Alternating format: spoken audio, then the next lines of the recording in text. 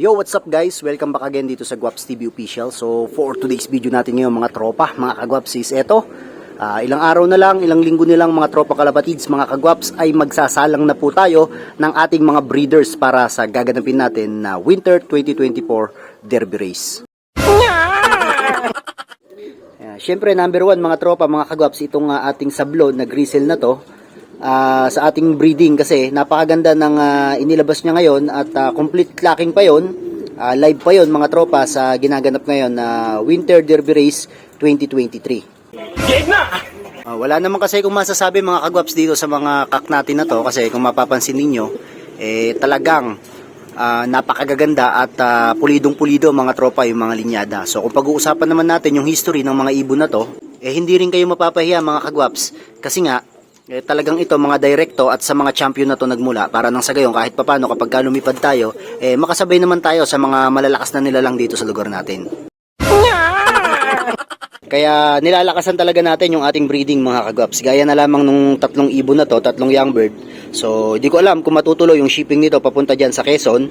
At bukas naman kukuhanin mga tropa nung isang tropa natin galing sa Pangasinan, yung isa dito sa mga to. So kung hindi tayo matutuloy sa Quezon mga kagwaps, hindi natin mapapadala sa Quezon to, ibabalik na lang natin mga tropa yung ibinayad sa atin ng isang kalapatids natin doon at ito, i-stack na lang natin dito mga kagwaps o ilalaro na lang natin para nang sa gayon, masubukan natin yung linyada nitong double Prisco. Malupit ka talaga!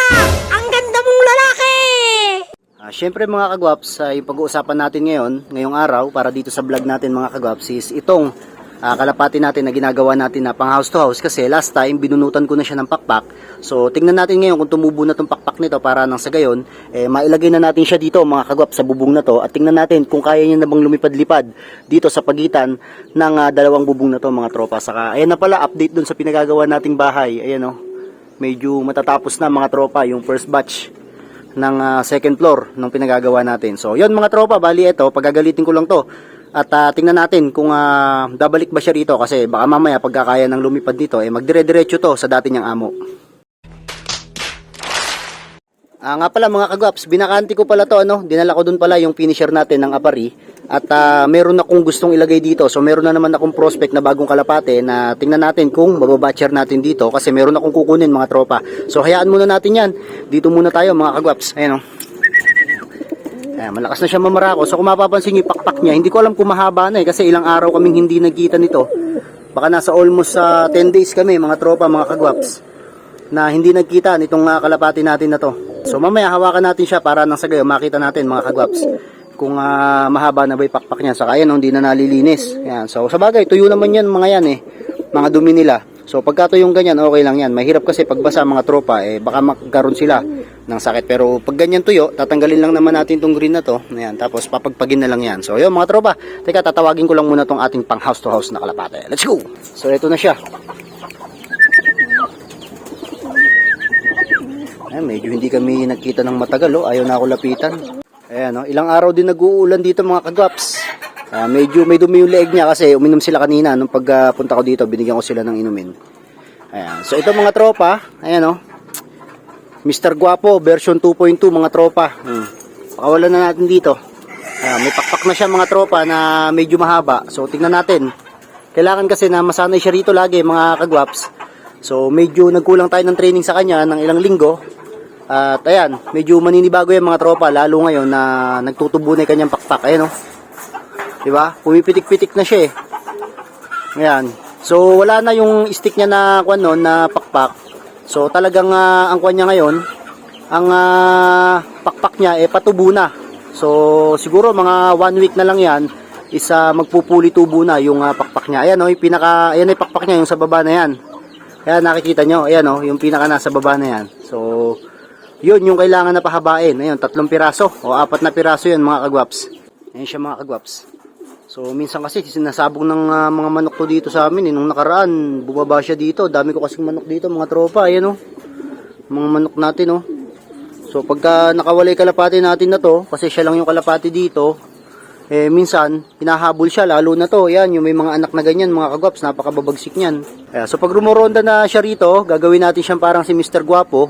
So So, kita nyo naman si Mr. Guapo dati dito, nandito pa lang, bumubulusok ng ganyan mga tropa papunta dito sa bubong na to. So, kailangan ganyan yung maging ugali nitong si Mr. Guapo version 2.2 natin mga tropa. So, hindi ko pa napapinal kung anong gusto kong Tagalog na pangalan dyan.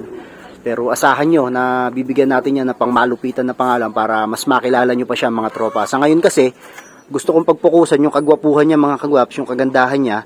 Para kapag ka binablog ko siya sa inyo, pag nakikita nyo siya, talagang hahangaan nyo parang si 35K. Kasi kita nyo naman si 35K dati mga kagwaps, talagang sa papugian lang. Malupit ka talaga! Ang ganda mong lalaki! Gustong gusto natin yung itsura ni 35K kasi kakaiba talagang gwapong-gwapo mga kagwaps. So gusto ko lang ibalita sa inyo kasi mga kagwaps, gusto ko kayong i-update tungkol dito sa mga kalapati natin na to. Yan, sa mga pang house to house natin kasi syempre para kahit papano hindi kayo makakalimot. So ito na pala mga tropa. Ayan, lumabas na 'yung hen, no. Mukhang batcher na din tong hen, may pakpak na rin yata. Kaya mga kagwaps. Oops. Ayun na, sinasabi ko, oh. Di ba? Sinasabi ko sa kwan sinasabong sila ng kwan ng mga manok. Ayan, pasok ko diyan. Oh, di ba? Matatapang 'tong mga manok ko na to mga kagwaps kaya kailangan bantay sarado ka pag nagti-training ka rito.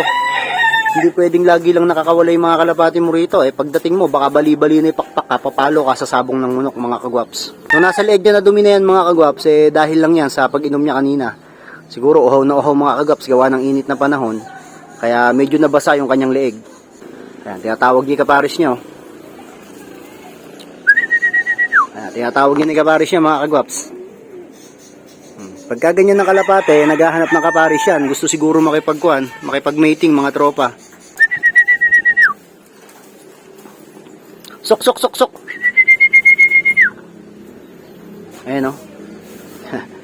Medyo naiilang pa siya pero sana kapag naturuan natin itong tumuka sa ibang kalapate, mabilis na siyang pumasok dito. Ayan na mga kagwaps o. Pasok na siya. Pasok na ron. Ayan na o. Ayan o. Tingnan natin. Hindi ko abot kasi rito mga kagwaps malaki tong loop niya So teka, iikot ako doon para mas makita natin, mas maabot natin. Grabe, napakakinis mo na. Magkaiba'y kulay ng mata niyan mga kagwaps